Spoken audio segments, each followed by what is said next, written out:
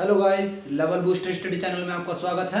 मैं आपके लिए लेकर आया हूं आज त्रिकोणमिति के कुछ ऐसे चुनिंदा सवाल जो आपके 10th लेवल के किसी भी एग्जाम में आने वाले हैं और जो बहुत ज़्यादा महत्वपूर्ण भूमिका आपके हर एक एग्जाम में ये निभाते हैं।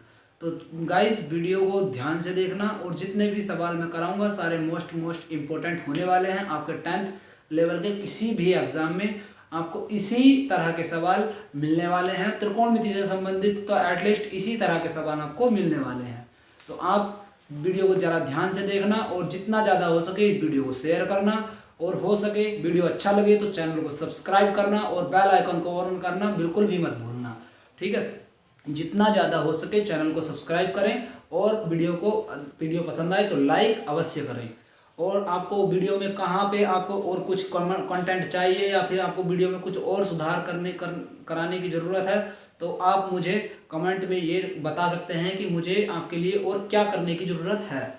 ठीक है, चलिए मैं आपका ज़्यादा समय वेस्ट ना करते हुए आपके लिए जो मैं आज सवाल लेकर आया हूँ वो स्टार्ट करता हूँ। ठीक है, आज का पहला सवाल क्या है, देखो पहला सवाल क्या है कि 6 मीटर ऊंचे एक खंबे की छाया भूमि पर 6 मीटर ऊंचे एक खंबे की छाया भूमि पर 6 मीटर ऊंचे एक खंबे की छाया भूमि पर 2√3 मीटर लंबी पड़ती है। तब उस समय सूर्य का उन्नयन कोण क्या होगा? उस समय सूर्य का उन्नयन कोण क्या होगा? दोस्तों, आपके हाई स्कूल लेवल के किसी भी एग्जाम में या आपके हाई स्कूल के एग्जाम में इस तरह के सवाल आपको अवश्य देखने को मिलेंगे और इस तरह के सवाल मात्र आप 1 मिनट के अंदर बना सकते हैं बहुत आसानी के साथ। बस क्या करना होगा, आपको वीडियो को ध्यान से देखना होगा और सवाल के बेस को समझने की आपको बहुत ज़्यादा ज़रूरत है। अगर आपने एक भी सवाल के बेस को एक भी तरह से अच्छे से समझ लिया तो ये समझिए कि आप उस जैसे हर सवाल को आप बड़े आसानी के साथ निकाल पाओगे मात्र 1 मिनट के अंदर। सवाल समझो क्या है। सबसे पहले तो एक कोई खंबा दिया हुआ है तो हम इसका एक डायग्राम बना लेंगे। एक खंबा दिया हुआ है हमें 6 मीटर का, 6 मीटर ऊंचा इसकी ऊंचाई है, 6 मीटर का ऊंचा एक हमें खंबा दिया हुआ। अब हमसे क्या कह रहा है कि खंबे की छाया भूमि पर 2√3 मीटर लंबी है, यानी कि जो ये भूमि है, जो इसका बेस है, यहाँ पर जो खंबे की छाया पड़ रही है इधर ये 2√3 मीटर तक पड़ रही है। यानी यहाँ से यहाँ तक इस तरह से जो है इस खंबे की छाया पड़ रही है। और ये आपका पीछे सूर्य निकला हुआ है जिसकी मदद से ये छाया इस खंबे की 2√3 मीटर पड़ रही है। सूर्य के प्रकाश की उपस्थिति में ये छाया आपकी 2√3 मीटर पड़ रही है। तो उस समय सूर्य का उन्नयन कोण क्या होगा? सूर्य का उन्नयन कोण क्या होता है? यानी कि जो ये कोण धरती के साथ ये कोण बना रहा है, मीनार जो भी आपकी मीनार है या खंबा है, इसकी ऊंचाई के साथ जो सूर्य ऊपर से कोण बना रहा है धरती के साथ में, वो कोण इस टाइम पे क्या होगा? यानी कि ये थीटा का जो कोण है ये मान आपका क्या होगा? आपसे ये पूछा जा रहा है। आपको क्या करना है, इस तरह के किसी भी सवाल में आपको सिर्फ और सिर्फ tan थीटा का ही यूज़ करना है और tan थीटा की ही वैल्यू को आपको निकाल लेना है। tan थीटा का यूज़ क्यों करते हैं हम? इसका भी एक कारण है। कारण ये है क्योंकि हम, आपको याद होगा कि साइन, कोस और tan में जो वैल्यूज होती हैं, यानी एक फार्मूला है LAL/KKA। यह फार्मूला क्या है? लंब बटे कण और आधार बटे कण और लंब बटे आधार। ये किस के फॉर्मूले हैं? साइन, कॉस और टैन। तो टैन के फॉर्मूले का क्या है हमारे पास? लंब और आधार। तो लंब और आधार साइन में क्या होता है? वो टैन में दिया होता है, यानी लंब बटे आधार। यहाँ पे हमें लंब दिया हुआ है और आधार दिया हुआ है, यानी कि जब भी हमसे लंब या आधार में कुछ भी देकर और हमसे उस जो उन्नयन कोण पूछेगा तो हम हमेशा tan की ही वैल्यूज का यूज करेंगे। ठीक है, कैसे करेंगे?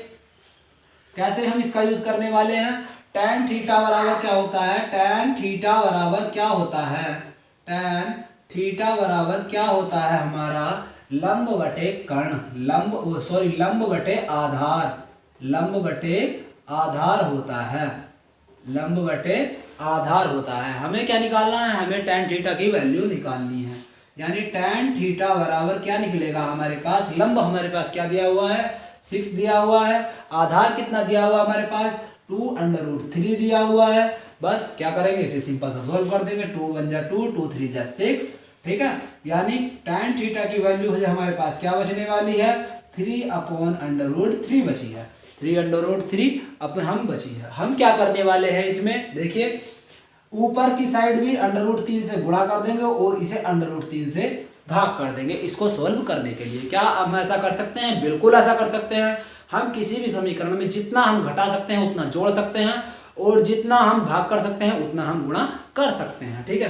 तो हमने इसमें 3 से गुणा की और √3 से ही भाग कर दी, तो हमारी समीकरण आगे क्या बनेगी 3√3 और बटे में √3 और √3 की जो गुणा होके आएगी वो पूरा 3 बन जाएगी। 3 से आपका 3 कैंसिल हो जाएगा, तो आपके पास बचने वाला क्या है tan थीटा बराबर tan 60 हो जाएगा। √3 का जो वैल्यूज होने वाली है आपका √3 बचने वाला है और √3 की जो वैल्यू होने वाली है वो आपकी tan 60 वैल्यू होती है, यानी 60 डिग्री जो वैल्यू होती है। अब आपको tan से tan कैंसिल कर देना है और थीटा की वैल्यू आपके पास 60 डिग्री निकल जाएगी, ठीक है।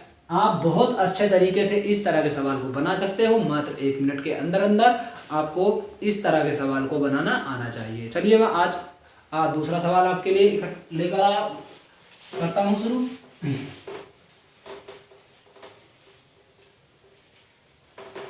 बस आपको क्या करना है, आपको सवाल के बेस को समझना जरूरी है। सवाल के बेस को आपने अगर समझ लिया तो आप इस तरह के किसी भी सवाल को बहुत आसानी के साथ बना सकते हैं, बिना किसी झिझक, बिना किसी देरी के, ठीक है। अब दूसरा सवाल देखिए क्या है। अब इस बार थोड़ा सवाल में चेंजिंग होगा। यदि मीनार के पाद बिंदु से 200 मीटर की दूरी से यदि मीनार के पाद बिंदु से 200 मीटर की दूरी से 200 मीटर की दूरी से उसके शिखर का उन्नयन कोण उसके शिखर का उन्नयन कोण 30 डिग्री है, 30 डिग्री है, तो मीनार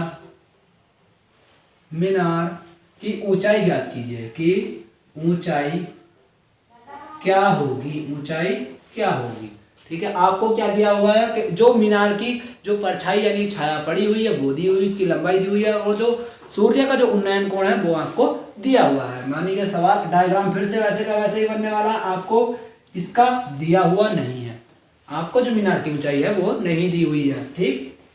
आपको ये दी हुई है 200 मीटर, आपको ये दी हुई है 200 मीटर और इस बिंदु से और जो मीनार के शिखर तक का जो कोण है वो आपको दिया हुआ है 30 डिग्री।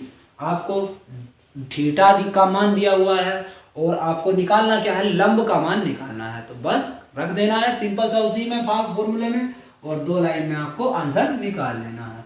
tan थीटा बराबर क्या होता है, लंब किस में होगा यानी x बटे और आधार काय में होगा 200 होगा, ठीक।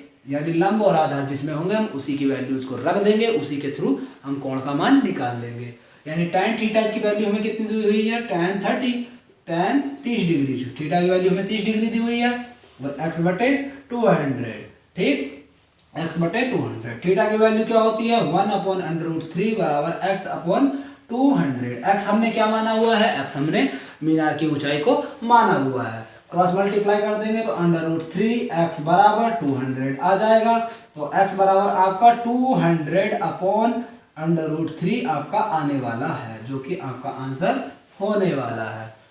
x बराबर 200/√3 होने वाला है, जो कि आपका आंसर हो गया। ठीक है, चलिए चलते हैं आज के तीसरे सवाल पर।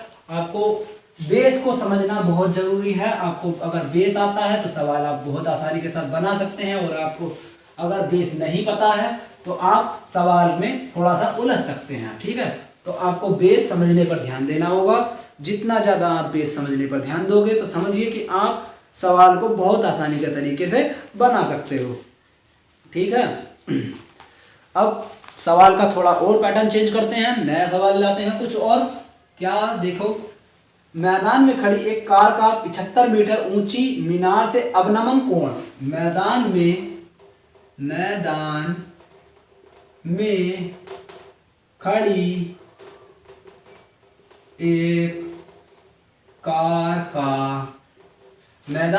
एक कार का 75 मीटर ऊंची 75 मीटर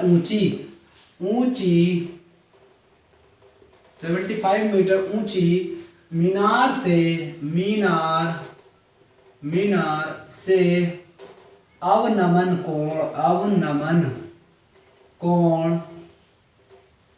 अवनमन कोण 30 डिग्री है। तो मीनार के आधार से कार की दूरी याद करो। तो मीनार के आधार से कार की दूरी क्या होगी। ठीक है, ये आपसे पूछ रहा है कि मीनार के आधार से कार की दूरी क्या होगी। देखो इसका डायग्राम कैसे बनेगा। एक कोई कार खड़ी हुई है, मान लो यहाँ पे कोई कार खड़ी हुई है, यहाँ पे कोई कार खड़ी हुई है। ठीक है, यहाँ पे कोई कार खड़ी हुई है। ठीक है, ये आपकी कोई कार खड़ी हुई है।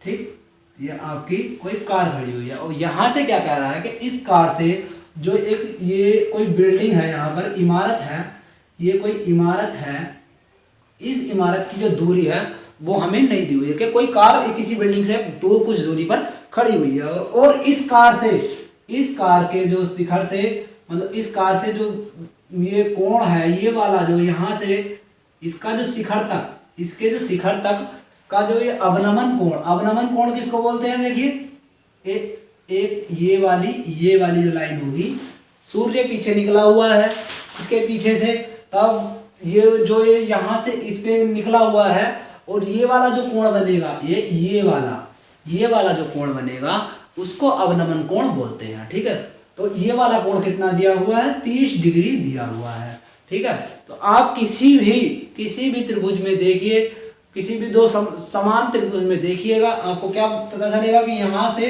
ये चतुर्भुज में क्या बना है, आपके ये दो समबाहु त्रिभुज बने हैं, बिल्कुल समान त्रिभुज बने हैं। तो आप देखिए जो कोण यहाँ होगा वही कोण आपका यहाँ पर बनने वाला है। तो जब हमारा अवनमन कोण वो 30 डिग्री है, तो हमारा उन्नयन कोण भी 30 डिग्री ही बना होगा। बिल्कुल, ये तो पक्का है।